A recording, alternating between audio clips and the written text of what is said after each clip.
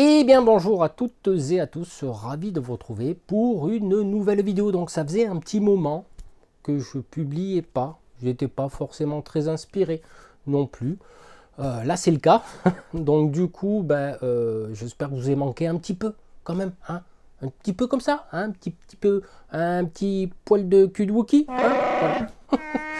Donc du coup, déjà je vais accueillir les nouvelles personnes qui sont abonnées sur ma chaîne, que je remercie. C'est pas forcément des personnes qui viennent du milieu ludique, hein, parce que voilà, hein, ils viennent de différentes communautés, donc je vous remercie d'être abonné à cette chaîne. Donc du coup, aujourd'hui, on va voir quoi, hein, on va voir Star Wars bordure extérieure. Donc du coup, j'ai galéré pour trouver une boîte. Alors je vais vous expliquer la genèse de pourquoi je suis arrivé à ce jeu. Et je remercie une personne, alors je mettrai son nom dans un bandeau, qui m'a dirigé vers Maxi Rêve, que je remercie parce que c'était en rupture partout.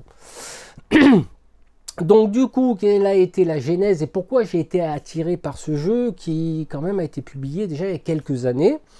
Parce qu'en fait, mon fils a pris la chaîne Disney+, et il y avait du Star Wars. Alors je me suis dit, pourquoi pas? Donc on a commencé par regarder Mandalorian, ensuite Boba Fett, Ahsoka, etc. Donc ça m'a replongé un petit peu dans cet univers que j'aime beaucoup, mais dont forcément je ne suis pas un geek à fond, je ne connais pas tous les noms des vaisseaux, il ne faut pas non plus déconner.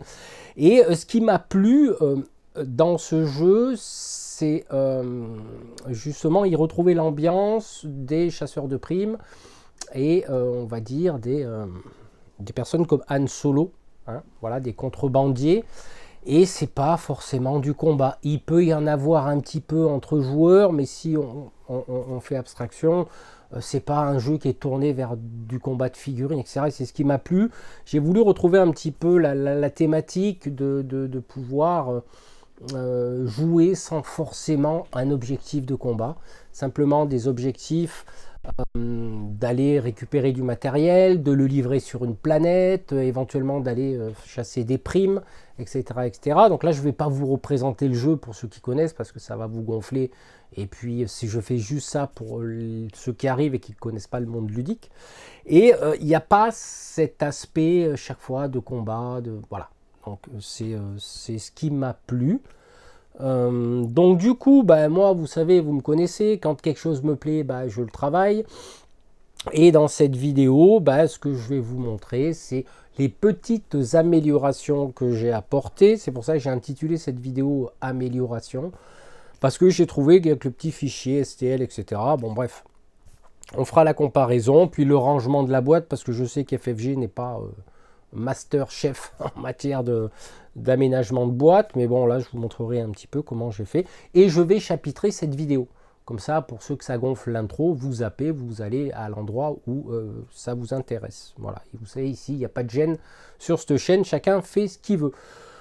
Donc du coup, ce que je vous propose maintenant, c'est qu'on se retrouve sur la table, on va faire le déballage, je vais montrer un petit peu le rangement que j'ai trouvé, tout en protégeant, on va dire, l'aspect cartonné. C'est vrai que j'ai pas été très attiré au départ par ce plateau de jeu en forme de demi-cercle. Ça m'attirait pas trop, mais force est de constater des fois, quand c'est intéressant, en regardant des vidéos de plusieurs heures, après, sans avoir joué, on peut se faire vraiment une idée si c'est un excellent jeu ou pas, et dont le mode solo est quand même relativement très bien fait. Donc voilà, écoutez, maintenant on va plonger sur la table. Voilà, on se retrouve sur la table. Succinctement, vous voyez la boîte, hein, pour, on va dire, pour ceux qui débarquent un petit peu et qui ne connaissent pas ce jeu. Et voilà, donc vous voyez la dimension. J'ai oublié de préciser, mais ça pour les vétérans, vous le savez, parce que vous êtes des vétérans du jeu. Donc, mais pour ceux qui ne connaissent pas, c'est un système de jeu, ce qu'on appelle dans le jargon en anglais pick and delivery. Donc ça veut dire que tu prends et tu vas amener, hein, ta cargaison à bon port. Donc tu vas la délivrer, tu vas, voilà, en gros. Donc on passe, guide de référence, guide d'apprentissage, ok. Et puis là, le fameux rangement. Alors c'est vrai qu'il existe des inserts en impression 3D. Je ne l'ai pas fait, c'est pas grave, parce que moi j'utilise les petites boîtes d'action que vous voyez là, tout simplement, avec les contacts sur les planètes, les crédits galactiques, les fameuses patrouilles qu'on retrouve dans le jeu. Bon, puis là, les pions de perso. Bon, ça, c'est vrai que c'est sympa. Là, on a Han Solo. Mais moi, comme vous me connaissez, ça ne me suffit pas. Puis, j'aime pas les standees comme ça. Donc, c'est pour ça que ici, on va y retrouver certaines petites choses. Je vous vois venir. Et oui, il y a des petits vaisseaux. Ça, on verra tout à l'heure. Deckbox pour ranger les fameuses cartes du jeu. D'accord, hein, les rencontres sur les planètes. Alors là, j'ai un petit reflet, c'est pas grave. Là, sur les escales. Enfin bref, là, les cartes de marché pour acheter des nouveaux vaisseaux, etc. Je vous passe forcément, on va dire, toute là. Hein, on n'est pas là pour vous expliquer le jeu. Alors peut-être, je dis bien peut-être, qu'il y aura une partie filmée. C'est pas sûr. Hein, voilà, parce que c'est quand même un jeu qui... il faut rentrer directement dedans pour éviter tous les commentaires, mais on peut jouer en moins de 2 heures. Ça peut être sympa. Et là, pareil, les autres cartes avec les persos, etc. Donc voilà, ça c'est mon deckbox. Donc ça, c'est les vaisseaux. On va les voir tout à l'heure, hein, vous inquiétez pas. Et là, on a les plateaux de jeu ainsi que les vaisseaux qu'on va utiliser dans le jeu. Enfin bref, je ne vais pas vous déballer tout ça. La seule chose que j'ai fait au niveau de l'amélioration, comme vous le savez dans les livres des règles, à un moment donné, on va vous demander, je me rappelle plus où c'est, je vais vous le montrer, comme ça les nouveaux y voient. Dans le livre des règles, à un moment donné, on va vous demander d'installer le plateau de jeu dans un certain guide de référence. C'est pas ça, je me suis bourré, je suis bourré comme un Wookie, et là... Hop, livret d'apprentissage, et on va vous demander de les mettre dans un certain ordre. Voilà. Et là, des fois, alors si pour chaque fois, allez, se référer au livret des règles, moi, c'est vrai que ça risque, en fonction des parties, de me gonfler un peu. C'est pour ça que je me suis permis, au dos des cartes, de mettre des chiffres. Voilà. Et comme ça, dans le sens horaire d'une montre, alors quand c'est les petits... qui viennent se placer comme ça, ben, je sais que le numéro 1 vient se placer là, et puis le numéro 2, hop, va venir se placer là, et comme ça, je construis mon plateau de jeu plus rapidement qu'en me fiant aux références du livret. Voilà, ça c'est ma petite astuce, hein, c'est tout simple, c'est une espèce de gommette, voilà. Bon. Il y en a qui crieront au sacrilège, mais moi je m'en fous. L'essentiel, c'est que je m'y retrouve parce que je prends toujours soin de mon matériel de jeu. Voilà. Et du coup, bah, je customise, j'améliore et je fais ce que je veux avec mon jeu. Voilà. Donc du coup, maintenant, ce que je vous propose de faire, c'est de regarder un petit peu quelles sont les intégrations que j'ai faites au niveau des impressions 3D. Voilà, donc là, on se retrouve... Alors, j'ai pas construit tout le plateau de jeu, hein, c'est juste pour vous montrer un exemple. Là, effectivement, ben, on retrouve une partie du plateau. Hein, il reste 4 ou 5 planches ensemble. Donc, la première des choses que j'ai faites... donc, vous remarquerez que effectivement, nous avons des pions patrouilles hein, qui vont se déplacer sur le jeu. D'accord? Ici, comme ça. Tac, tac, tac. Hein, ça, je ferai peut-être une partie filmée, je sais pas, je verrai, voilà, je verrai.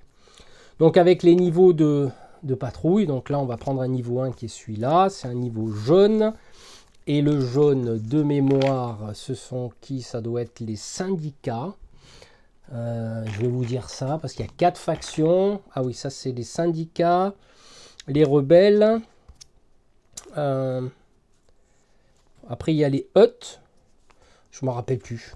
Enfin, vous m'excuserez, voilà, oui, ça, l'Empire, et puis ça, c'est peut-être que le vert, c'est les syndicats. Ouais, peut-être, j'en sais rien. Enfin, on s'en fout, c'est pas le principal. Donc là, avec ces 4 couleurs, bah, là, on a des patrouilles, et moi, je me suis dit, je vais essayer de donner un petit peu de la hauteur au niveau du jeu. C'est pour ça que j'ai imprimé et peint des petits supports que j'ai trouvés sur Thingiverse, dont je vous montrerai à l'écran, éventuellement je vous laisserai le lien. Ils sont parfaitement taillés à l'échelle et moi j'y ai rajouté des petits diamants que j'utilise souvent pour faire des... ça vient du nail art, vous savez les trucs, l'art pour les ongles. Voilà, ça on en trouve. Et c'est vrai que selon comment ils sont à la lumière, ils scintillent et j'ai bien aimé. Voilà, c'est sympa, c'est geek, c'est complètement barjot, ça sert strictement à que dalle. Mais ouais, moi ça me plaît. Voilà. Et forcément, ben, comme ça, quand on a des rebelles, on vient clipser là-dessus. Voilà. Et ça donne un petit peu de hauteur au jeu. Ça sert à que dalle, mais moi, voilà, j'avais envie de trouver quelque chose qui me paraisse sympa pour bah, surélever un petit peu le jeu par rapport à sa hauteur. Alors, je prendrai des images en 3D ISO, histoire de vous montrer ce que ça donne, mais ça, on verra tout à l'heure. Ou alors, je vous le mets à l'écran maintenant. Et c'est vrai que j'ai trouvé ça bien sympa. Voilà. C'est... voilà. Ça fait des pions, ça fait... voilà, c'est super cool. Ensuite, donc du coup, qu'est-ce qui va se passer après? Bah, après, on va avoir des vaisseaux. Au lieu d'avoir ces standees là, comme ça, là, qui viennent se clipser. Alors, les supports plastiques, je crois que je les ai virés. Mais il y a des supports plastiques qui viennent enfin, ce qu'on appelle des standees, hein, pour ceux qui ne connaissent pas. Donc, ça vient se mettre dessus. Et là, en fait, tu joues avec ton perso. Et moi, ça ne m'intéresse pas. C'est comme à Aurora Arkham. Bah moi, non, je joue avec des figurines. Et là, je me suis dit, bon, j'ai des figurines de Star Wars, mais je les ai peut-être pas forcément toutes. Et je me suis dit, pourquoi pas y intégrer des vaisseaux. Voilà. Donc là, alors, j'ai pas... On va... Merde. On va zoomer, hein, de préférence. Voilà. Donc ces petits vaisseaux sont bien sympas. Alors vous m'excuserez, je ne connais pas tous les types de vaisseaux. Mais je me suis dit, le joueur va pouvoir se déplacer avec son vaisseau au lieu de son standee. Voilà. Et quand on remarque effectivement les pions comme ça, ben on voit qu'on est à l'échelle, parce que je sais qu'une abonnée, Doriana, je crois que c'est, je t'embrasse, ma grande, me demandait si ça allait pas trop gros au niveau des socles. Bah non, voilà, parce que là je suis vraiment pile poil, et si je fais une rencontre, paf, je viens dessus. C'est tout. Donc ça c'était un petit vaisseau. Alors ça c'est un plus grand, voilà, il est un peu plus grand en longueur, bon, ok. Ouais, pourquoi pas, je me dis ça peut être sympa. De toute façon, au niveau des standees, c'était des standees comme ça à peu près, hein, transparents, là, des socles de support de figurines, c'était à peu près dans ce style-là. Hein. Donc c'est pour ça que je ne me suis pas cassé le... Hein, parce que là, il n'y a pas besoin. Alors, qu'est-ce qui me manque là? Alors, ça, ces vaisseaux, je vous les ai montrés. Alors, je ne me suis pas trop arraché en matière de peinture quand même. Hein. J'ai voulu vite bah voilà, que ça soit prêt pour la réception du jeu. Voilà. Donc ça c'est un vaisseau, ça c'est un... Bah, ça vient de... Ah, je m'en rappelle plus. Je sais plus. Je l'ai utilisé pour OPR Starfleet. Warfleet ou Starfleet, je me rappelle plus non plus. Bon, voilà. Et là, alors là, je me suis arrangé un petit peu. Alors là, il va falloir que j'aille chercher un truc avant. J'espère que j'ai pas fait bouger la caméra, parce que j'ai retrouvé, quelque part dans mon donjon, dans les caves de mon donjon, j'ai retrouvé des micro-machines, tu vois, LX. Bon là c'est un peu gros là, le LX, bon c'est pas grave. Et de toute façon les chasseurs de combat, on les utilise pas. Et j'ai retrouvé un Faucon Millenium.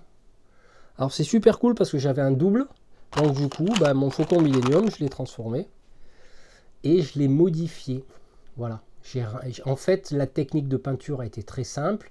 J'ai pas rebombé en gris, j'ai laissé les couleurs d'origine, j'ai simplement mis un petit coup de vernis mat et ensuite j'ai comblé tous les creux. Voilà. Voilà. J'ai comblé tout et ça va parfaitement là. Hein. Il n'y a pas de souci, hein. Je trouve c'est plus sympa, hein. Voilà, c'est plus sympa, et puis tu fais une rencontre, et ben voilà, tu fais ta rencontre et terminé. Donc vous voyez, il n'y a pas, on s'inquiétait concernant la taille des socles, mais finalement, je veux dire, c'est pas plus gros ou légèrement plus gros que les socles transparents des standees. Voilà. Donc ça a été une idée pour économiser un vaisseau. Voilà, et ensuite, alors, ça c'est de l'impression 3D, j'ai oublié de vous le préciser, tout est quasiment impression 3D, celui-là aussi, d'accord, et celui-là aussi. Donc ça, je ne me rappelle plus, c'est un vaisseau que j'ai vu dans, je crois que c'est le Mandalorian, ouais peut-être, non, Mandalorian ou Boba Fett, enfin la série sur Disney, là, je ne sais plus lequel c'est. Voilà. Et puis je m'amuse toujours aussi avec pour les réacteurs, avec les petits diamants. Voilà. Plastique pour les ongles. Voilà, ça c'est sympa. Tiens, je vais atterrir sur mon calamari qui est ici. Ok. Bah là, pareil, micro machine, le vaisseau de Boba Fett. Voilà, c'est parfait aussi. Là, pareil, petit coup de vernis mat. Et puis ensuite, j'ai repassé les creux avec de la patine. Alors c'est spécifique, hein, la patine, c'est de la patine noire. C'est pas comme on peut le faire aussi en dilution très forte avec de la peinture noire. Et ça va aussi, mais bon, c'est vrai que la patine, ça laisse un petit, j'allais dire un petit goût de fumée. Non, je dis des conneries, non, ça laisse une petite visualisation, un petit effet de fumée. Voilà. Donc là, vous voyez, c'est parfait. Ça va très bien. Moi, ça me convient. Et le dernier vaisseau, pareil. Alors là, je ne sais plus à qui il appartient ce vaisseau. Pas si c'est pas le général Syndulla, là, Syndulla, je sais pas comment il s'appelle. Voilà. Et ça permet d'avoir, voilà, toute une ribambelle de choix de vaisseaux pour jouer. On élève le jeu avec ces petits pions-là. De toute façon, je vais vous montrer une vue d'ensemble. On se quittera sur ça parce que je trouve que ça, voilà, c'est une façon aussi des fois de s'approprier le jeu. Hein, moi, je sais que j'aime bien quand j'ai un jeu qui me plaît et je suis sûr de mon achat. Quelque part, je vais me l'approprier, je vais l'améliorer et puis voilà. Donc du coup, écoutez, voilà, c'était une petite vidéo de reprise de la chaîne. J'espère qu'elle vous plaira. Alors je précise que j'ai trouvé l'extension, hein, qui est, je ne me rappelle plus le nom, hein, je vous le mettrai. Et j'ai trouvé à l'échoppe médiévale de Narbonne, que je salue. Hein, c'était la dernière extension de la Galaxie Qatar, parce que c'est en rupture de stock sur plein de sites. Donc du coup voilà, écoutez, je crois que j'ai rien à rajouter, j'ai peut-être pas trop dit de conneries pour une fois, et puis peut-être qu'on aura droit à une partie filmée, et puis c'est tout. Bon, je vous tiens au courant. Voilà, donc l'extension sera plus tard, hein, c'est un cadeau de Noël. Bon, je sais déjà ce que c'est bien, il n'y a plus qu'à l'emballer et je découvrirai tout ça à Noël. Allez, je vous embrasse, gros bisous, et puis à très bientôt. Ciao.